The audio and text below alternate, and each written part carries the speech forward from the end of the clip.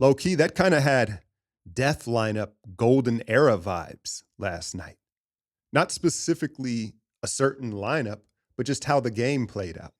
The Warriors come out and they're just shooting the seams off the basketball. Everyone's hitting 56% from three, and they jump out to this big lead, and then they let their foot off the pedal to close the half, right? And we kind of know Draymond, Steph, Steve, that's part of their basketball character. They have a tendency when things are going well, we're playing well, and we're hot to ease off the pedal sooner than you would like.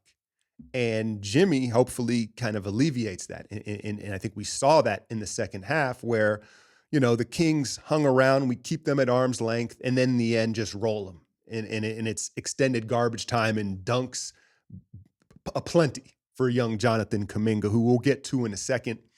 But I wanted to focus on Jimmy because the Kings, second half, Keegan Murray hits a three. It's a 7-point game. Like the game by the numbers was closer than how it ever felt, right? It didn't have the same typical juice that this matchup has had in the past. And that's what stood out to me as well. It was like, you could tell the Warriors kind of don't really respect this Kings team. They don't have an appropriate fear for this team now, various reasons. No Sabonis.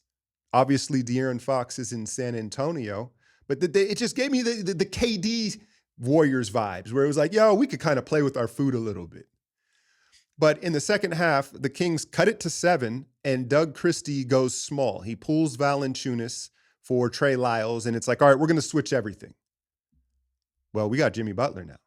It's pretty clear that switch everything strategy that blows up our split action, you can no longer do it because Jimmy, they were like, okay, fine, we'll get a favorable switch for Jimmy, put him in the split action, and now you have to send 2. And not only were they generating good shots, but I think the beauty of it was they were generating good shots at the end of the clock. And I said it in today's breakdown. The link will be in the description. The Warriors are like one of the greatest spread offenses of all time. This is a football terminology. One of these high-powered, throw the ball everywhere offenses. But if you don't have a run game, it's very hard to nurse a lead. Jimmy Butler provides the run game for this offense. Okay, you want to go small with us, switch everything, and take away our actions. Now we're going to feed Jimmy, and you saw him command double team after double team in that second half. And the crazy thing is he wasn't even looking to score. They go into a zone, okay, get Jimmy the ball in the middle of the zone. And we just dice them apart methodically, all while kind of controlling the clock. All right, I buried the lead. Jonathan Kuminga returns after what felt like 3 months, 31, almost half the season, man. Now, I didn't get the home telecast, so I didn't get the full ovation, but he got quite the pop from the crowd when he touched the ball on TNT. It was like it was a good pop. And he makes a basket cut down the middle of the floor and right away goes off that right ankle.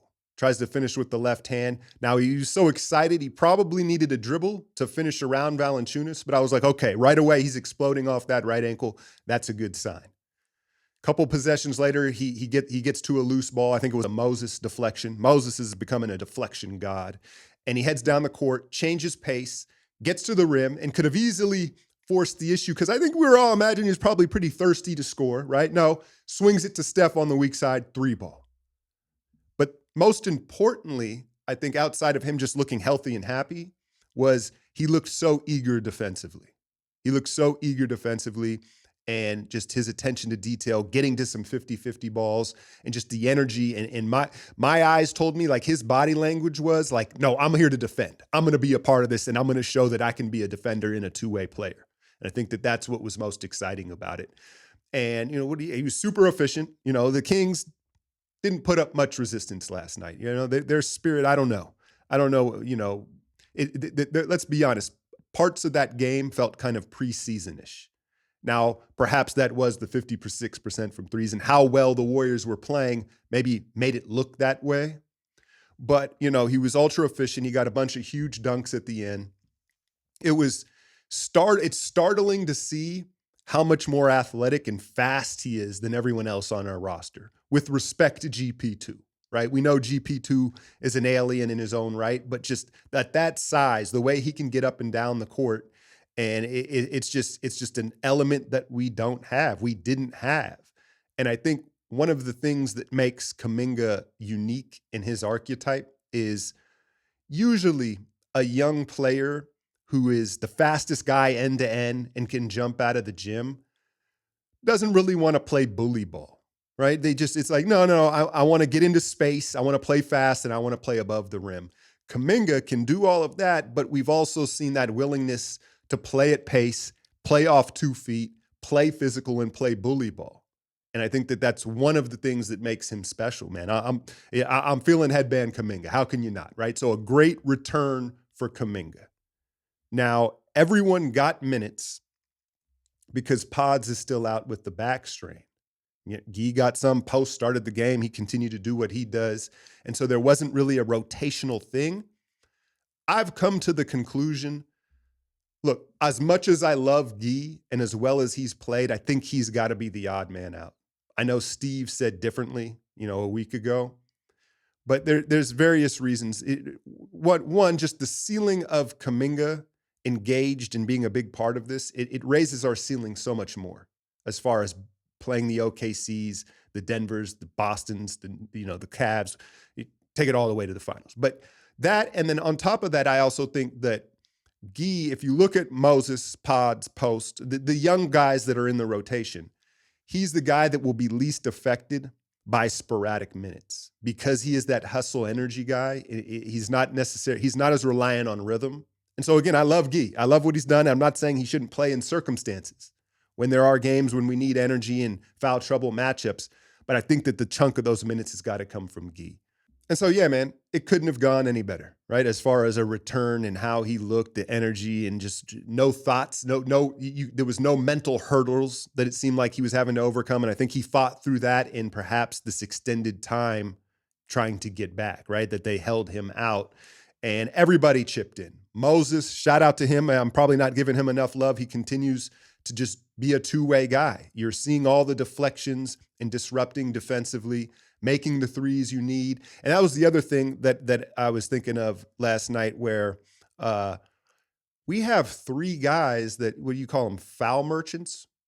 I wouldn't go that far with some of them yet, but Jimmy certainly can be one, right? But we have 3 guys now that when a game gets mucked up or we need to slow the game down or find some sort of offense that can reliably get to the line, what Jimmy does. Kuminga's back, and we've seen him build on that this season before he got hurt. And now Moses, it seems like every time he gets downhill, he's getting the whistle because he sells his body out, right? And Moses has that lean. But getting back to football analogies, and you talk about the draft coming up, does the guy have lean? Does he have hip bend? Moses has that extreme lean and hip bend where he like swan dives to the rim, and the refs are going to give him that call. So 3 guys that can give you heavy free throws. And maybe the most beautiful thing about last night was the fact that Steph clearly wasn't feeling good. The back was flaring up, and is it chicken or egg? Mind, body, mind. He wasn't engaged. It wasn't a good Steph game. He got to the 4,000 threes. But again, the beauty of it was we didn't need him. We didn't need him last night, right? Just his presence was enough. Just the fear of Steph on the floor and his presence was enough. The way that Moses GP2's continuing to shoot, and then Buddy. Got to give Buddy love. Love to give Buddy hate. Got to give Buddy love when he deserves it. Buddy love. I don't know what I just said there, right? But Buddy continues. It's been about a month now where, look, he'll have his stinkers, but he's having these little Buddy barrages, these little microwave moments at just the right time in the game, right? In the third quarter where Sacramento was still hanging around and making threes, he comes down, walks into a 3, steal, layup. He's making these plays, and I think he's also starting to understand, not only has he gotten much better defensively with his hands, but offensively, it's like, dude, it's not just the shooting, it's the threat of your shooting that we want to use. And so he had hit 2 threes, and then out of a timeout, Kerr calls a handoff with Looney.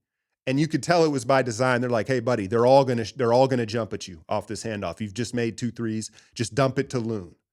And so he's starting to figure things out. And man, you want to talk about a spooky recipe. What do they call it? Lightning in a bottle, the perfect storm. It just feels like all these elements are coming together just at the right time for this Warriors team. And it's exciting, right? It's exciting, y'all. Minnesota is the team, right, that's on our heels. They're just as hot as us, you know?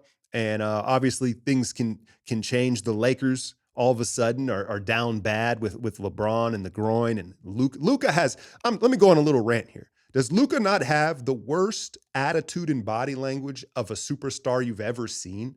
It's insane. I don't know, man. But the Lakers, we're going to see how it shifts. But Minnesota, I think, is the team that I'm watching on a nightly basis. The Clippers, there's a handful of them. So we head into New York. I say we head into New York. That's wrong. We just were in New York. New York heads into Chase Center Saturday night. Brunson with that bad ankle sprain. And so he won't be there, but I assume Towns will be playing. And so the matchup will look different in the approach to it. But we'll see how long it takes teams in the league to adjust to how they want to defend us, because that's always been the book.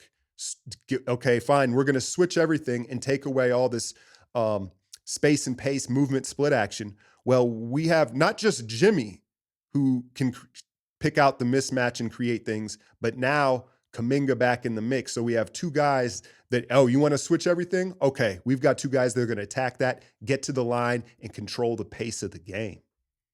Y'all can see the background. It's not done yet, right? But I'm starting to get things together. I'm feeling positive. I'm feeling grateful. And to be frank, the Warriors are a big part of it, man. As always, hit that like, share, and subscribe. I'm out, y'all.